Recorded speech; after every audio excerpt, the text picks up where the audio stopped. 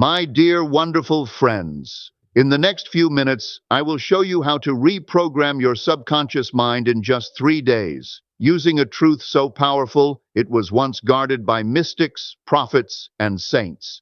A truth that, once realized, bends reality itself to your silent command. Neville Goddard once whispered, "Your imagination is the creative power of God." This wasn't metaphor. It wasn't poetry. It was blueprint.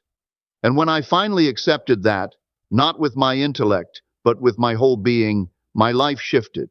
Not gradually, not subtly, but visibly, radically, and irreversibly. Today, I'll walk you through the exact steps I used, the very steps that took me from self-doubt to self-mastery in just 3 days. It's the same journey Jonah made, swallowed by the dark belly of the whale, not to perish, but to be reborn. Day 1. The inner audit. You must begin by confronting the script that runs your life. And I don't mean your conscious thoughts. I mean the invisible code, the one you didn't even know was there. Every result you see in your life, every repeated pattern, failed relationship, money block, or self-sabotage, it all stems from this buried programming in your subconscious. This is the soil from which your life blooms. Tend it, or it will grow weeds. So what do? First, observe. Spend one full day noticing your assumptions. Catch the phrases, "I always mess this up. Things never go my way. I'm just not the kind of person who..." These aren't casual thoughts. They are spells you've repeated for years. You must revoke them. Speak aloud. "I no longer consent to this lie. I am the author now." This is the spiritual moment symbolized by Jesus cursing the fig tree. Why? Because it bore no fruit. And your old assumptions, your inherited beliefs, they must wither, so your inner world can bloom. Here's where it gets deeper. Day 2, the wilderness test. This is the day everything seems the same, but nothing truly is. After pruning the inner garden, the outer world will test you. It will tempt you to return to doubt. Why? Because your mind wants proof before belief. But spirit reverses this. Belief creates proof. Jesus wandered the desert not for punishment, but preparation. Temptation came to challenge his identity. "If you are the Son of God," but he didn't argue. He affirmed, "You must do the same." Today is your wilderness. The doubt that comes, that's not failure. It's proof the old frequency is dying. The shadow is leaving your temple. Directive. For 24 hours, do this. Speak only from the version of you who already has it. Refuse to explain yourself. Say thank you for what you don't yet see, because you've already received it in the unseen. Example, you're manifesting love? Walk with the energy of already being adored. Manifesting money? Don't count pennies, count blessings. Phrase to anchor you. This is the storm before dawn. You are not faking it. You're assuming it. And assumption is the act of creation. Remember, the world is a mirror, but cracked. Let it shatter. The new reflection is forming, but it gets even deeper. Day 3. The word becomes flesh. Now comes the most mystical phase of all. You no longer try. You no longer wait. You dwell. On day 3, you shift into knowing. You become what Neville called a controlled inner state of assumption. You live from the end, not toward it. You don't say, "I will be." You say, "I am." This is the moment Mary conceived the word, not physically, but metaphysically.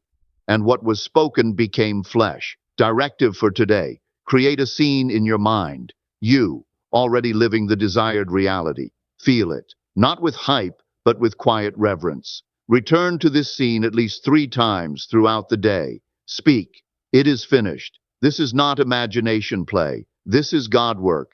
You are no longer asking, you're being, and the law will respond. Remember, your word is law, imagination is God. 3 days is enough. So what happens after day 3? Usually chaos, not because the process failed, but because the old version of you is falling away, like a snake shedding its skin or a seed cracking underground.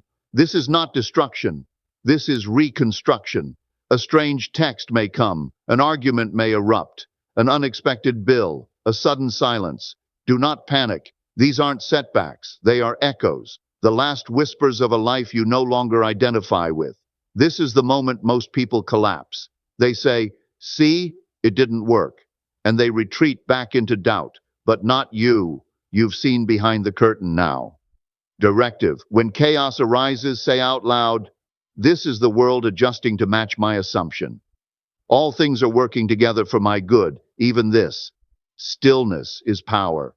You don't argue with the mirror while your reflection is changing. In the Gospel of John, they said to Jesus, "He's been dead 4 days. He stinks." They didn't understand the law. Delay isn't denial, it's setup.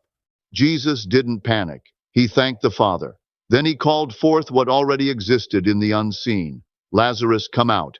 When your life appears stagnant, dead, or late, give thanks anyway. Speak to it. Call it out. My new mind has already risen, and it will rise. You've heard the truth. You've been given the 3-day formula. You now understand that reality obeys your inner identity. But now comes the real question. Will you test it? Because the law is perfect. It's no respecter of persons. It doesn't reward the good, the faithful, or the lucky. It only responds to one thing: assumption.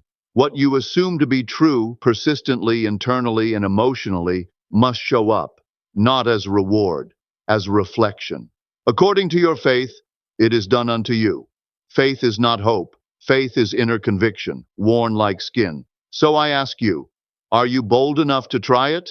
Before we close, I want you to know, I didn't just use this for theory. I've seen a friend manifest a job offer within 48 hours from a company that ghosted her for months. A woman conceive after declaring herself a mother every morning for 3 days. A man overcome crippling debt, not by winning the lottery, but by assuming abundance and watching clients appear unannounced. Each one had doubt, each one saw chaos, each one persisted, because the law isn't personal, it's mechanical. Speak it, believe it, feel it, and wait. Let us end with reverence. Not hype, not hustle, just truth. Right now, close your eyes. See the version of you who already has it. Notice how they walk, how they breathe, what they assume to be normal. Let that version whisper inside you, "I am already what I seek." Not because someone said so, but because you finally remembered.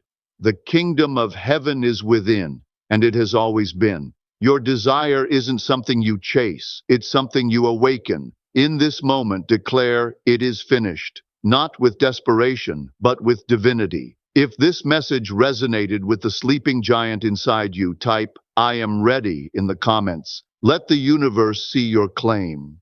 Subscribe if you want more lessons on imagination, law, and spiritual mastery, because you're not here to wait, you're here to create.